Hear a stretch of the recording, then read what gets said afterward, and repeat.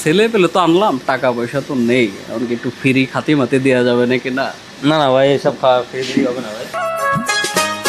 বুকের জমানো ব্যথা কান্নার নোনা জলে। এই বাগিনা এদিকে এদিক বস। কি হলো, কি কইলো? খাতি দেবে না আবার, ওকে সাথে তখন একটা কিছু করতে হবে, মাল তো আছে আমার কাছে। হ্যাঁ কি বলি, সাইডে নিয়ে দৌড়ে দেয় কথাবার্তা ছাড়া। ওই লোকটা? হ্যাঁ হ্যাঁ হ্যাঁ, ওই লোকটা।